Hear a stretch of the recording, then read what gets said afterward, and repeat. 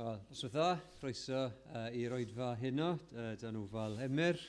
Mae gwydion heno yn Free School Court, glwys yn Mhen y Bont. Chi'n cofio amdano fe ac am yr eglwys yna. Wedyn cyhoeddiadau'r wythnos sydd wedi bod ar y sgrin, mae cwrgweddi yma nos Fawrth. Bydd Wyn yn drafod ymynau fel arfer ar-lein nos Iau, ac yna mae'r clybiau nos Wener. Ac yna dydd Sadwn, dydd Gwener yw dydd Gwydewi. Dydd Sadwn, byddwn ni'n cael cwrdd aelodau fan hyn am 3 gloch, ac yna fydd cawl hefyd i chi aros ar ei gyfer ar ôl y cwrdd aelodau yna. Wedyn, Sul nesaf, Oedfa Gwydewi fan hyn am 10 gloch. A wedyn, o'n i'n meddwl am casgliad y mis diwetha, fe chi'n cofio United Beach Missions, daeth rhywun i siarad yn ni o Malpas Road, a mae yna gwrgweddi yn Malpas Road i Mercher hanner i 7 am y gwaith yna, y Beach Missions. Ac yna wedyn casgliad y mis yma, y gwaith Wycliffe, a Tabith i siarad yn ni bore yma, a siarad yn hyfryd, o'n i'n meddwl am y gwaith yna. Felly cofiwch am hynny, casgliad y mis gyfer gwaith cyfieithu Wycliffe. Gadewch i ni weddio.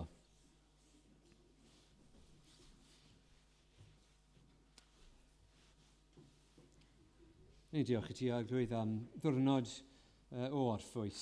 Diolch am yr holl bethau ni wedi mwynhau yn ystod y dydd. Diolch am gwmni ac am fwyd a cysgod a'r holl bethau da yma i ti yn ei roi i ni. Diolch am yr hyn glywon ni bore yma yn dair di a'r cael atgoffa pa mor bwysig yw i addoli ac i ddod at yn gilydd i wneud y mwyaf o bob cyfle i dy addoli di.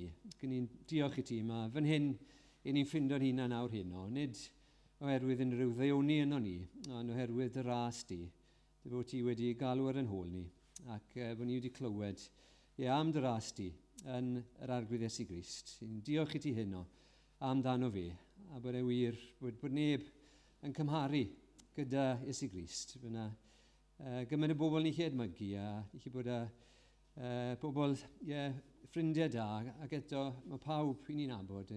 Hyd yn y gorau yn chi'n siomi ni, ond ni'n diolch am Iesu Grist, bod e'n ddifau, bod e'n llawn cariad a thosturi. Diolch am ei fuddod bod e wedi mynd i'r groes i dalu y ddyled yna, ond ni byth yn gallu talu yn ôl. A diolch i ti am yr holl fendithion yna sydd yn perthyn i ni nawr, oherwydd i fuddod a i aberth yn ein lle ni. Ni'n gofyn nawr ar y ti yn bendithio ni yn yr oedfa yma, ar y ti siarad gyda ni, ni'n cyflwyno Emyr i ti a gwydion yr un modd, a meddwl am eglwysi eraill hefyd, sydd yn agos at yn colonnau ni. Ni'n gweddio arglwydd y bydde di yn dwyn y gogoniant i dy enw di dy hunan, y bydde yna drwydigaethau, bydde ni yn clywed am oedfawon bedydd a bobl yn ymaelodi ac yn ymroi i dy waith di, ac yn dod mewn i dy deyrnas di, a hynny clod i enw Iesu Grist. Amen.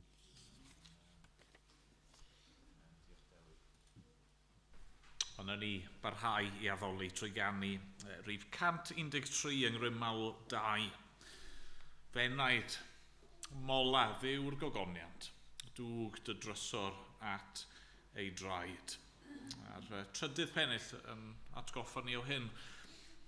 A thynerwch tad yn cadwodd, Edwin ef, hynny yw, mae'n gwybod, mae'n adnabod ein defnydd braidd ni.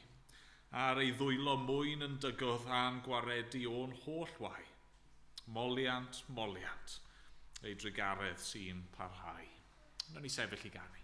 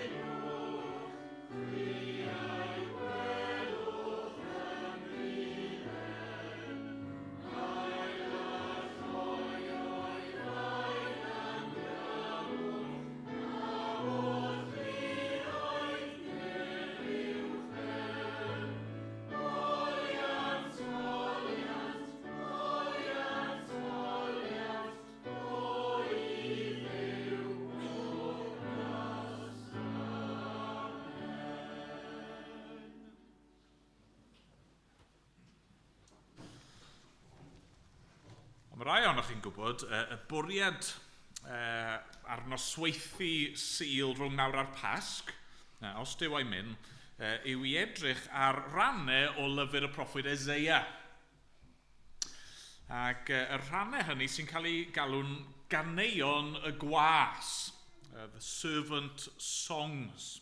Cyfres o 4 can sydd wedi cael ei tynnu allan a'i adnabod o fewn rhan o lyfr Eseia sy'n sôn am was yr arglwydd.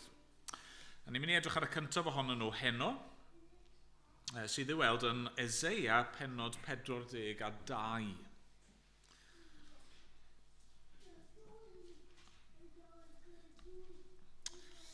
Eseia 42 ac mae'n cael ei golli chydig yn yr cyfieithiad, ond yn ôl pob tebyg, yn yr adran flaenorol, mae Duw wedi bod yn herio yr eilinod.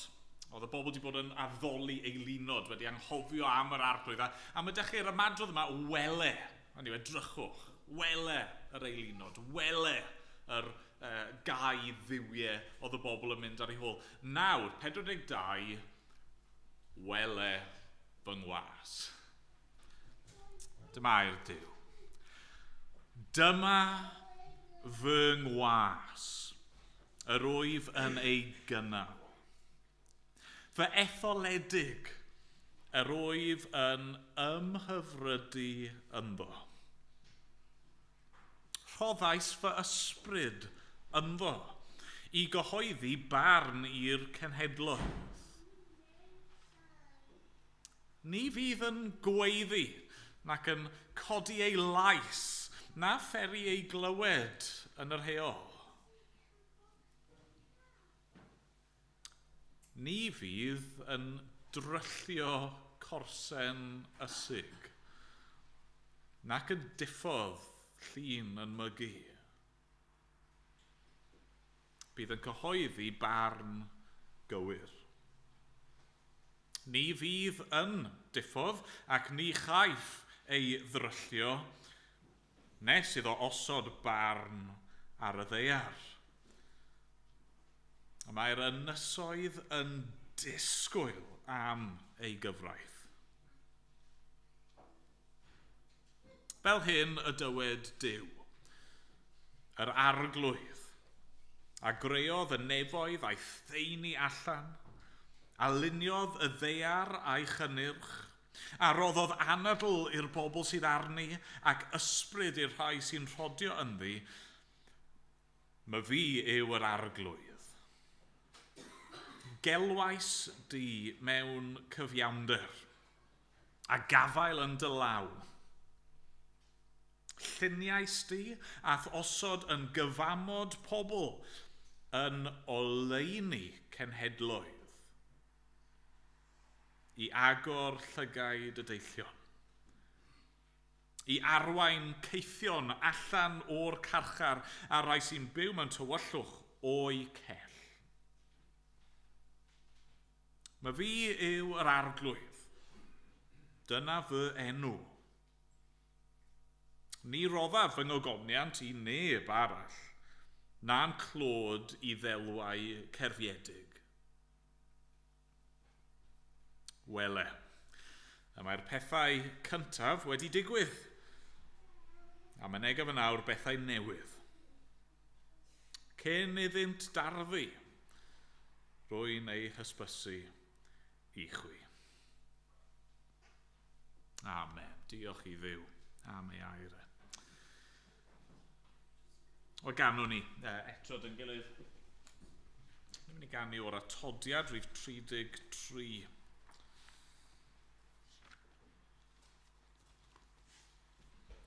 Rhif 33. Ni o'n paham.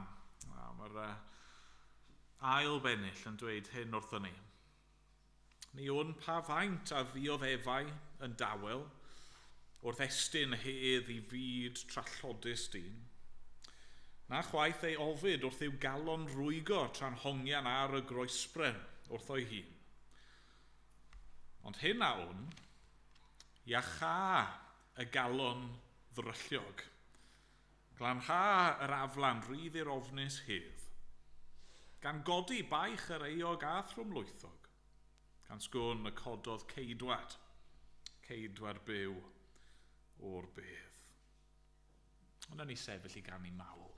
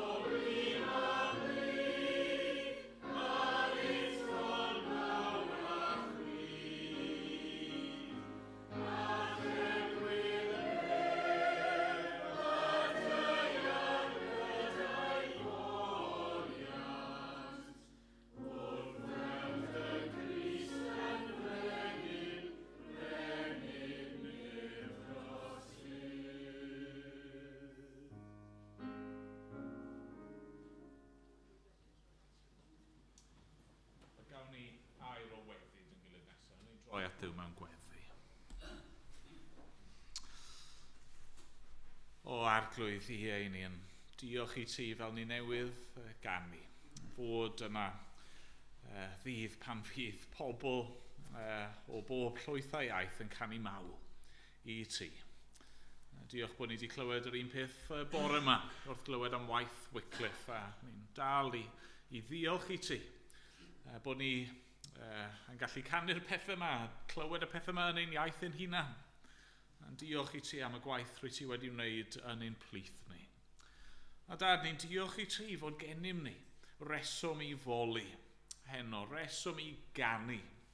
Ni'n diolch fod gennym ni waredwr. Y gwaredwr na ddod un plith ni. Gwaredwr na ddod yn un ohono ni. Y gwas yma, ddaeth i gyflawni dy waith di.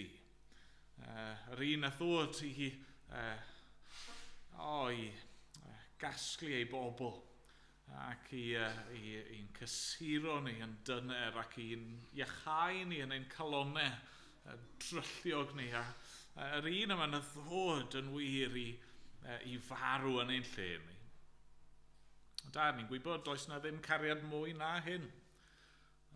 Bod rhywun yn rhoi ei fywyd dros ei gyfeillion a felly arglwydd does na ddim cariad mwy na chariad yr arglwydd Iesu ato ni.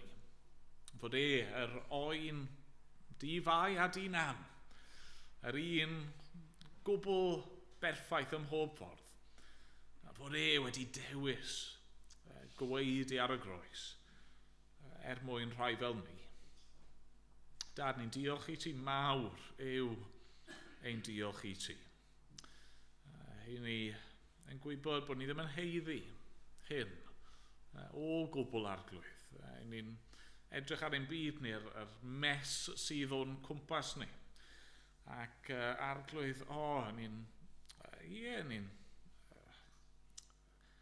rhyfeddu dy fod ti wedi tostyrio.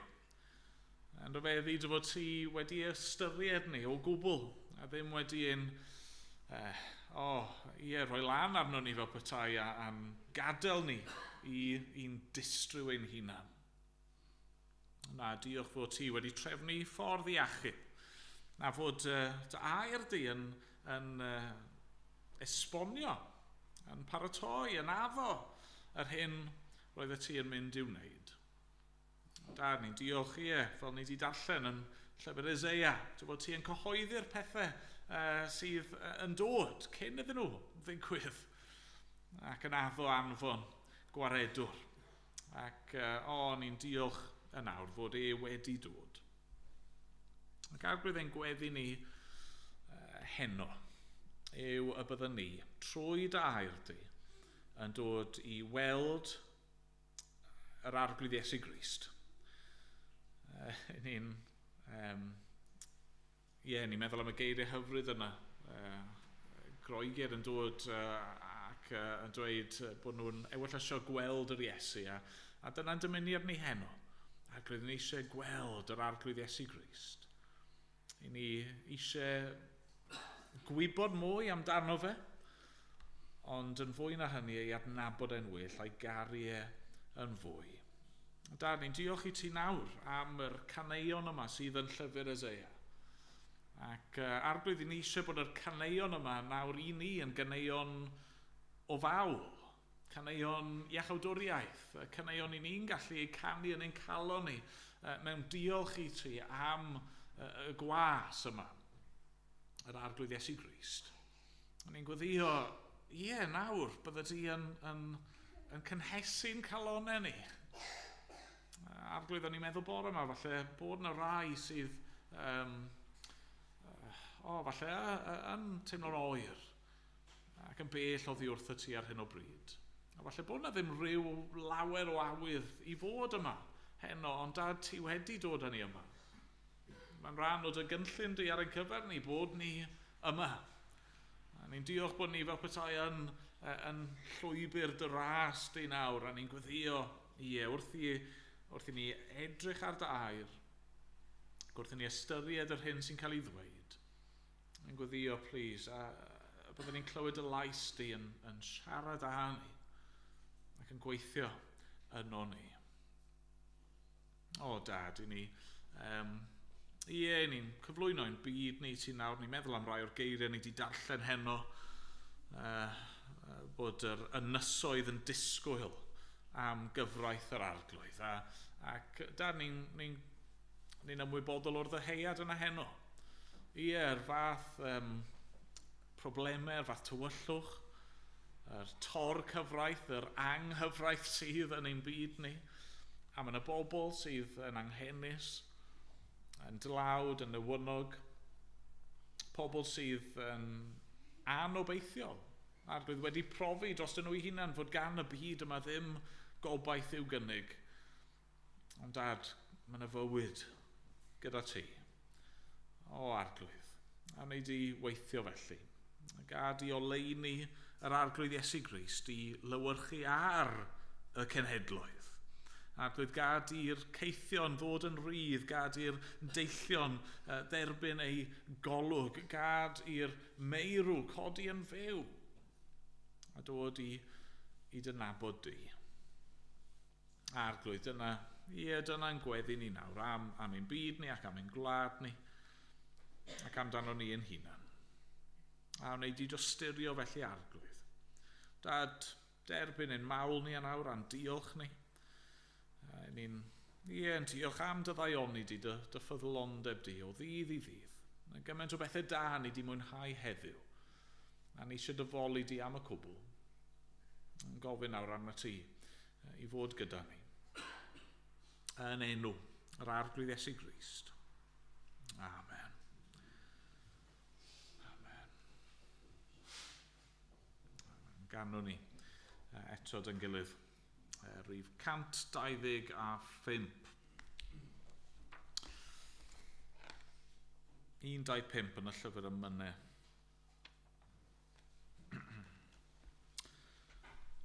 Coffawn yn llawen gyda pharch am ras ein harchoffeiriad. Un yw o galon dyner iawn a mynwes lawn o gariad. Ac ymlaen, nawn ni sefyll i ganu.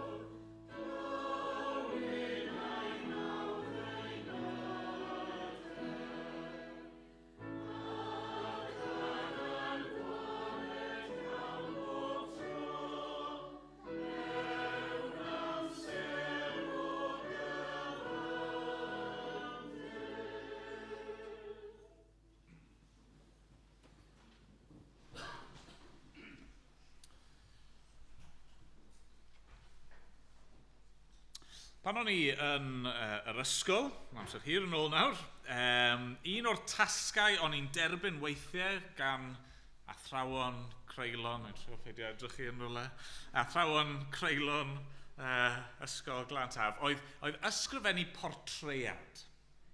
A chymod be, oedd gas gen i ysgrifennu portread. Be chi'n trial gwneud wrth ysgrifennu portread yw disgrifio person. Chi'n ysgrifennu amdanyn nhw yn rhoi'r manylion, disgrifio eu cymeriad nhw ac pethau sydd yn wir amdanyn nhw. Ac am ryw reswm o'n i ddim yn hoffi gwneud hynny.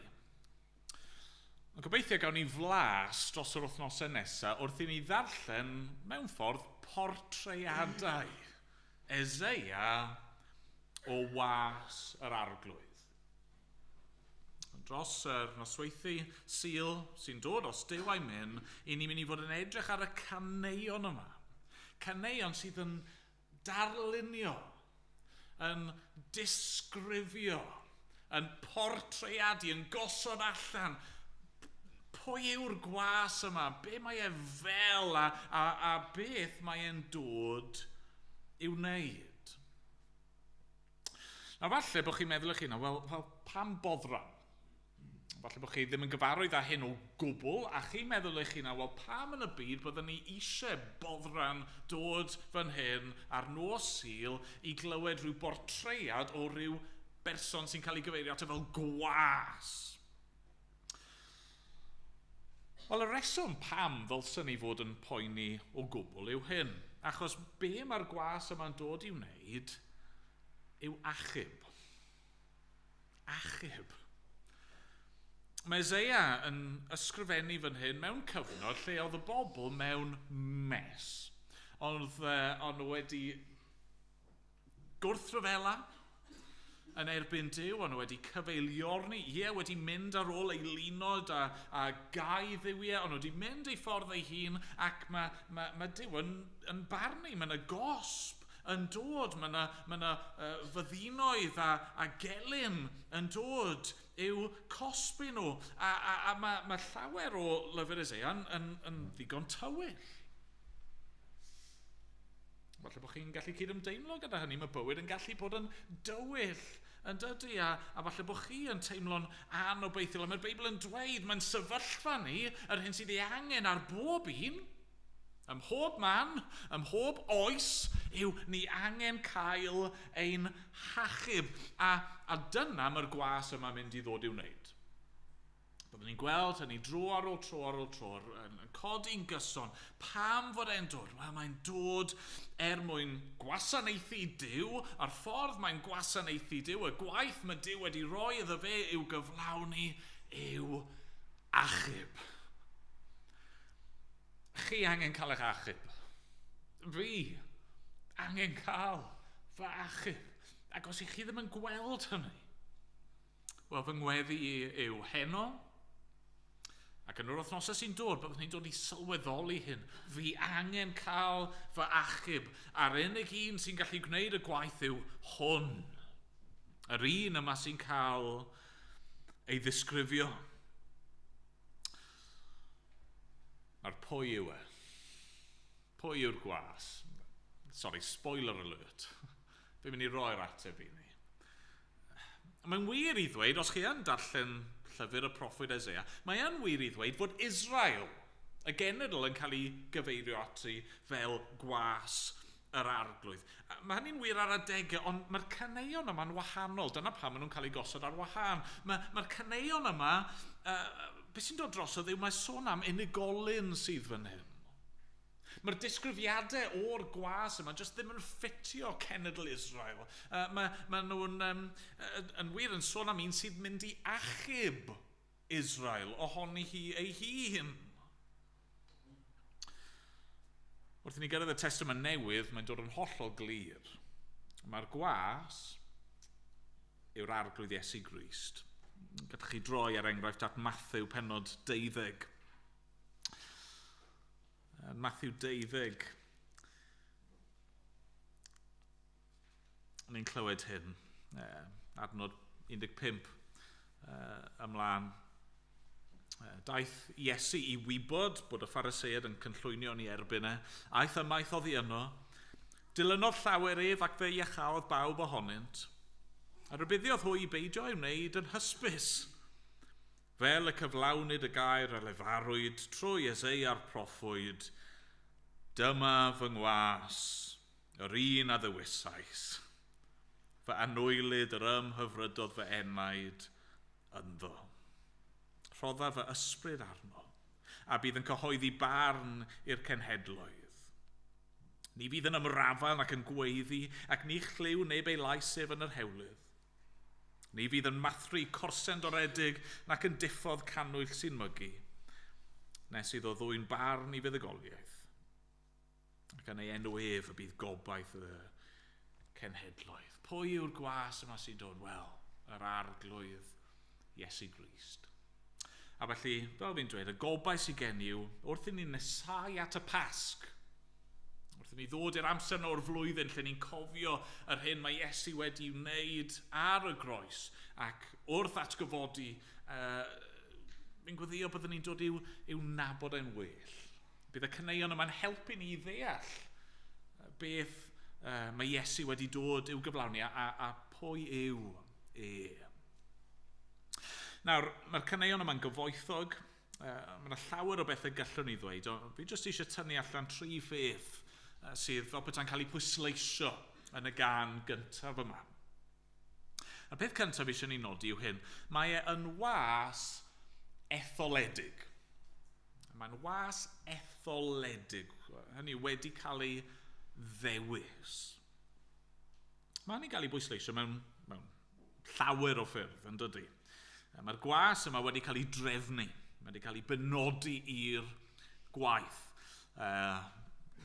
Dyma fy ngwas rwyf yn ei gynnal, fy etholedig rwyf yn ymhyfrydu ynddo, rhoddais fy ysbryd ynddo, mae'n dweud, nes ymlaen, mae'r arglwydd yn dweud,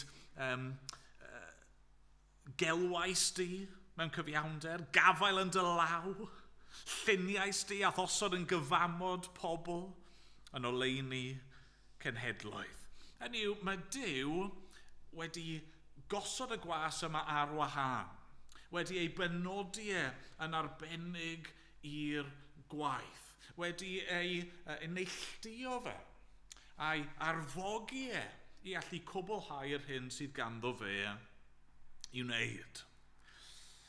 A chi'n clywed weithiau, ydych chi am bobl yn cael ei headhuntio ar gyfer swydd.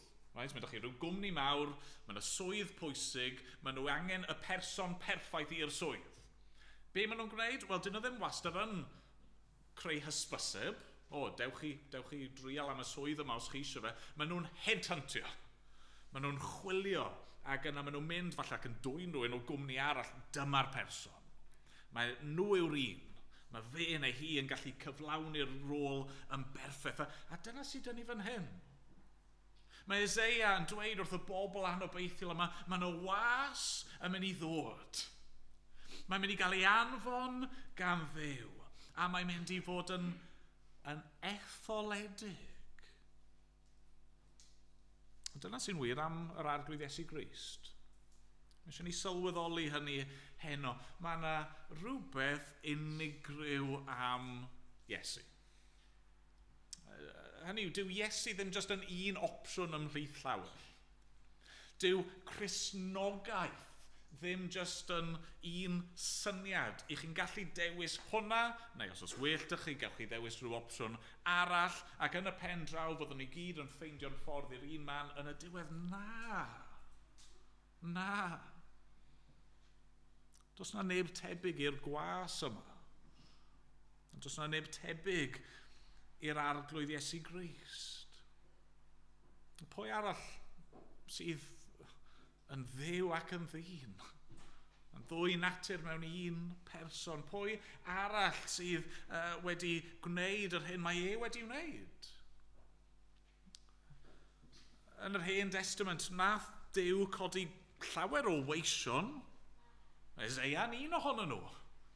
Ond be mae Eseia'n dweud amdano fe ei hun wrth i Dduw ei alw fe i'r gwaith, fi'n credu o'ch chi'n edrych arno fe yn yr ysgol Sul bore yma, hynny yw, dyn ei wyfus yn aflan o i fi. A chi'n meddwl am holl weision o'r arglwydd, Moses ag Abraham a Dafydd a Ruth a Esther ac hynny yw, maen nhw gyd yn bobl gwych ac yn gwasanaethu'r arglwydd yn ôl ei gallu ac yn y nerth mae'n rhoi, ond mae'r un yma'n sefyll ar wahân. Chi'n cofio falle yn y Testament Newydd mae Iesu yn dysgu ei ddisgyblion. Mae llawer ohonyn nhw'n ei adael e. A wedyn mae'n gofyn i'r apostolion, yr disgyblion agosa, ydych chi'n mynd i fy ngadael i hefyd? A'r ateb, arglwydd ar bwy yr hawn. Lle nawn ni fynd? Ti sydd efo geiriau y bywyd. Neu chi'n meddwl am geiriau Pedr ar ddydd Pentecost yn Actau pennod 4. Sori, ddim ar Pentecost, o flaen y cyngor, mae'n ddrwg dy fi. Yn Actau 4, Pedr yn dweud hyn.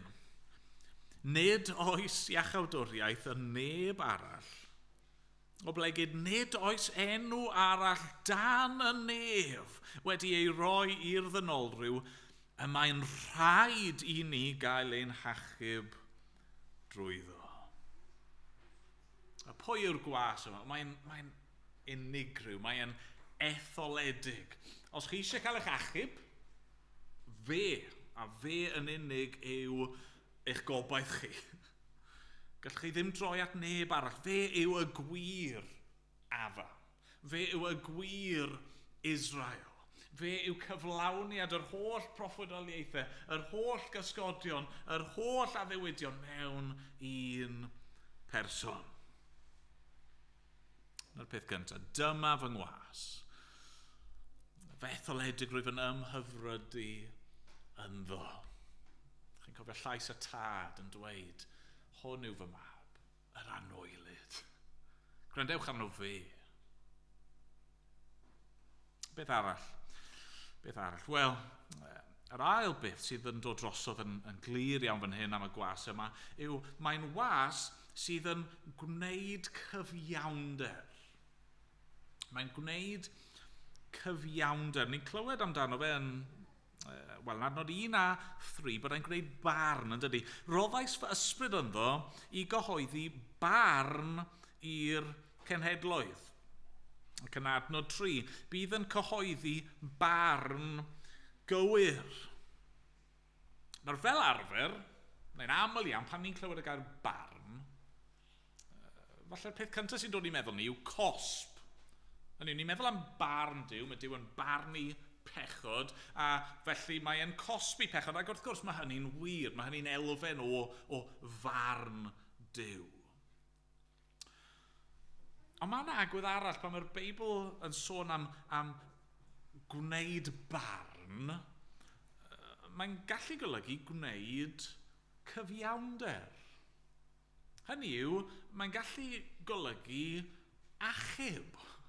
Mae'n gallu golygu dod i sefyllfa lle mae yna bobl sydd ar goll a wedi cael eu gorthrymu ac wedi cael eu camdrin, a pobl sydd yn gaeth, yn styc, yn methu achub eu hunan, a gwneud barn yw ryddhau a helpu a'i hachub. A dyna lle mae'r pwyslais fan hyn. Ydy pan mae'r gwas yma'n dod, mae yn dod i gyhoeddi barn ar bechod, mae yn dod i gyhoeddi cosb Duw, ac yn wir yr arglwydd Iesu yw yr un fydd yn barnu. Ond y pwyslais fan hyn yw bod e'n dod i wneud cyfiawnder, yn dyfa. Y ffordd mae'r Beibl yn disgrifio'n sefyllfa ni yw bod ni angen cael ein hachub. Bod ni dan orthrwm pechod. Bod ni yn ddall yn ysbrydol ac yn methu gweld ein ffordd yn glir. Bod ni yn gaeth i'n pechod mewn carchar o'n dyfais ein hun, ni sydd wedi cloi'r drws arno'n ein hunan yn y gell tywyll yma, ond ni methu cael ein hunan allan. Mae'r byd dan orthrwm pechod. A dyna pam yn adnod 4 mae dych chi'r sôn yma bod yr ynysoedd yn disgwyl am ei gyfraith. Hynny yw, mae yna rhywbeth amdano ni fel pobl, ni'n gaeth, a ni eisiau cael ein hachub, a ni'n deheu i gael ein hachub. Mae yna rhywbeth yno ni sy'n galw allan am help. Fi ni'n gwael am aros. Sa'n gwybod amdano chi'n amyneddgar fi'n ofnadwy.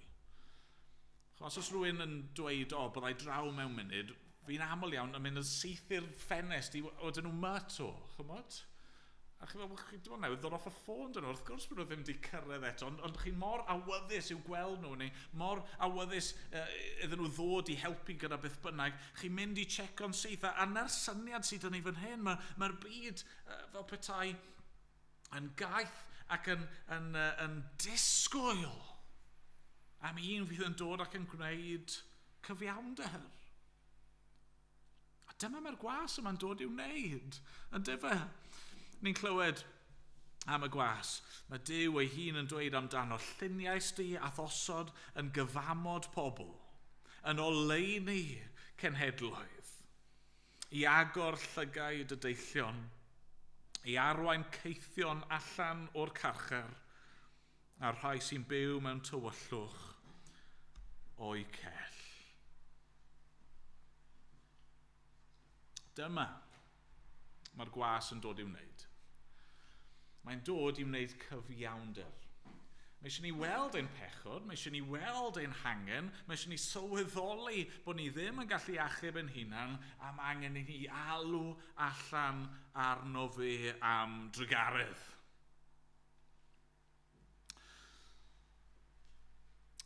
A mae hynny gallu teimlo fel rhywbeth eitha scary i wneud. Felly bod chi'n teimlo hynny heno. Chi'n clywed am yr arglwydd Iesu, yr un yma sydd wedi dod i iachau ac i faddau, a chi'n teimlo chi'n fi'n ofni dod. Sut allai wybod bydd e'n maddau i fi? Sut allai wybod bydd e'n fy nerbyn i? Fi di gwneud hyn, fi di byw fel hyn. Mae'n nghalon ni mor dywyll, mor frwnt, mor aflan. Sut allai wybod pa fath o dderbyniad fyddai yn cael ganddo fe? Felly'r peth ola fi eisiau ni nodi yw hyn. Mae e yn was tyner. Mae e yn was tyner. Mae'r teitl yn cyfleu hynny, yn dydi? Hynny yw, chi ddim yn meddwl yn aml am was creulon. Siŵr bod chi yn cael nhw wrth gwrs, ond mae gwas yr arglwydd yn un gostyngedig. A ni'n gweld hynny'n dod drosodd yn dyn ni. Drachwch ar adnod 2. Ni fydd yn gweiddi, nac yn codi ei lais, na pheri ei glywed yn yr heol. Ydy yw'r syniad sydd yn ni am y gwas yma yw bod e ddim yn un sydd yn trio tynnu sylw ato fe ei hun. Dwi ddim yn, fel glywon ni bore yma, yn trio denu a distracto pobl fel petai trwy ymddygiad e. Dwi ddim yn gweiddi. Dwi ddim yn aflafar. Dwi ddim yn creu rhyw sŵn mawr, pomp. Na, mae'n rhywbeth addfwyn yn perthyn iddo fe. Mae'n dod yn dawel. Yn gadarn, ond yn ofalus. Ac yna, mae ydych chi roi'r geiriau mwyaf hyfryd yn y Beibl i gyd.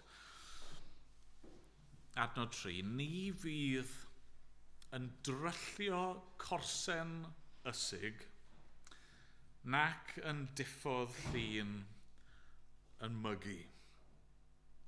Y darlun sydd yn ei fan hyn yw, yn Saesneg, bruised reed and a smouldering wick. Enni, os ydych chi corsen sydd wedi cael ei thorri. Chi wedi gweld darn o planhigyn a mae wedi plygu, mae wedi hanner torri. Mae yna rhyw demtasiwn weithiau pan chi'n gweld hynny, os chi fel fi, i just rhoi cic bach iddo fe, yn does? Chi'n mynd am dro a mae rai o'r pethau yna'n tyfu ar ochr y llwybr a mae nhw un di plygu a chi just eisiau rhoi cic bach, gorffen y job, yn di chi? Neu, os ych chi wedi bod â chanwyll, a mae'r canwyll di llosgu lawr, ac mae just i diffodd, ond mae dal yn myd losgu yn dyfa, smoldran. Be fi'n offi wneud? Llyfr bysed, just roi y mas.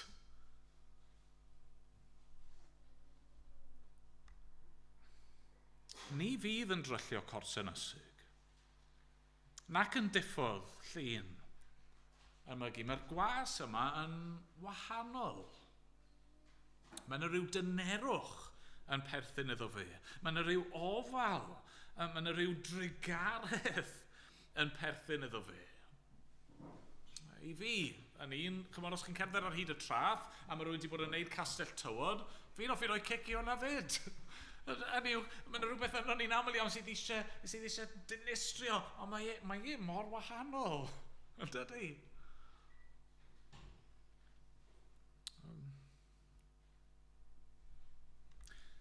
Beth yw'r gorsen ysig yma? Beth yw'r llun yn mygu yma? Wel, calon, y pechadur yw hyn, yn dyfa? Person sydd yn ymwybodol o'i pechod. Person sydd wedi cael ei torri gan ei pechod. Person sydd yn teimlo bod nhw ar fi'n diffodd oherwydd ei pechod. A mae'r arglwydd Iesu yn dod ato chi, a mae'n eich gweld chi, a dwi ddim eisiau'ch cico chi tra bod chi lawr. Dwi ddim eisiau eich diffodd chi. Na, ni wedi canu'n barod. Mae e eisiau'ch iachau chi. Mae e eisiau'ch tanio chi. Mae'n un sydd yn cydymdeimlo. Yn wir, mae'n gallu cydymdeimlo, oherwydd ni'n clywed yn adnod 4, ni fydd yn diffodd ac ni chaiff ei ddryllio nes iddo osod barn ar y ddeiarnwdd. Nawn ni ddod at hyn eto yn rai o'r caneuon eraill, ond mae hyd yn oed fan hyn yr awgrym. Sut mae'r gwas etholedig yma? Sut mae'r gwas yma'n mynd i wneud cyfiawnder? Sut mae e'n gallu trin pobl pechadurus mor dyner? Wel, achos bod ei hun yn mynd i gael ei dorri. Ac achos bod ei hun yn mynd i cael ei ddiffwrdd mwyn gosod barn ar y ddaear. Os ych chi heno yma wedi gweld eich angen chi, os ydych chi wedi sylweddoli chi methu achub eich hunan, os oes rhywbeth yno chi sydd yn ofni barn Duw, os ydych chi'n barod i'w geisio fe, does dim angen ofni pa fath o groeso gewch chi. Mae'r gwas yma yn un tynner. Mae'n un sydd wedi dod i roi bywyd. Mae'n un sydd wedi dod i iachau. Mae'n un sydd wedi dod i ryddhau. Chi'n meddwl am Pedr eto. Ar ôl atgyfodiad yr arglwydd Iesu Grist. Yr arglwydd yn ymddangos i'w ddisgyblion a mae Pedr yn llawn ei ogrwydd yn dod i. Dyma i chi gorsen ysig. Dyma i chi llyd yn mygu. Mae Pedr wedi gwadu ei feistr tair gwaith. Wedi regu a tyngu bod e ddim hyd yn oed yn nabod y gŵr hwn. A mae Iesu'n dod ato fe a mae'n gofyn iddo fe, Pedr, wyt ti'n myngharu? Wyt ti'n myngharu? Wyt ti'n myngharu? A mae'n ei dderbyn yn ôl. A mae'n rhoi cyfrifoldebau a pwrpas newydd i Pedr. Mae e eisiau i goleddu a'i groesawu yn ôl. Mae'r un peth yn gallu bod yn wir i ni heno. Falle bod chi erioed wedi trystio yn yr arglwydd Iesu Grist. Falle bod chi wedi pellhau. Ond os ddewch chi yn ôl, mae e yn dyner. Mae yna fwy gallwn ni ddweud, a mae yna fwy gnawn ni weld, ond diolch i Dduw am y gwas yma sydd ein mwyn ni. Amen. Amen.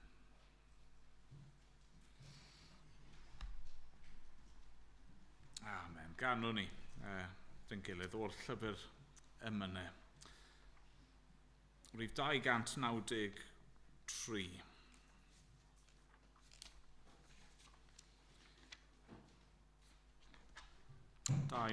Daeth ffrydiau melys iawn, yn llawn fel llu, o ffrwyth yr arfaeth fawr yn awr i ni. Hen iachawdwriaeth glir aeth dros y cryndir cras, bendithion amod hedd, o ryfedd ras. Nawn ni sefyll i ganu.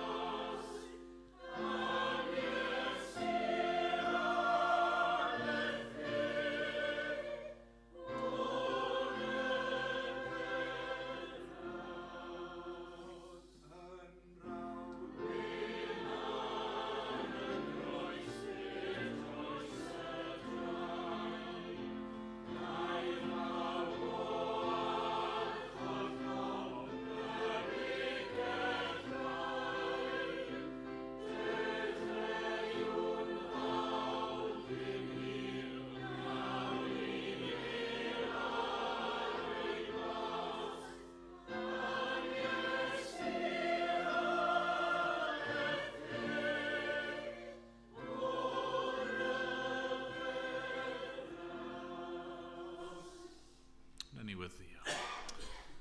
O rhyfedd ras yn wir. Arglwydd ni'n diolch i ti. Dyma'r ffordd nes di drefnu mwyn achub rai fel ni. A ni'n gofyn eto nawr yn ei di pwyso'r pethau hyn i gyd ar ein meddwl ni, ar ein calon ni. Byddwn ni'n dod i garu y gwas, yr arglwydd Iesu Grist yn fwy. Arglwydd, diolch bod e wedi dod i arffurf gwas, wedi ymostwng ei hun yn llwyr er ein mwyn ni. A ni yn gofyn nawr, arglwydd, neu di'n helpu ni i weld ein hangen, i weld maint ein pechod, ond yn wir i weld fod yr arglwydd Iesu yn dyner ac yn ofalus ac yn llawn trygaredd. Dad, bydd gyda ni nawr. Am bod ni'n gofyn yn enw yr arglwydd Iesu Grist. Amen.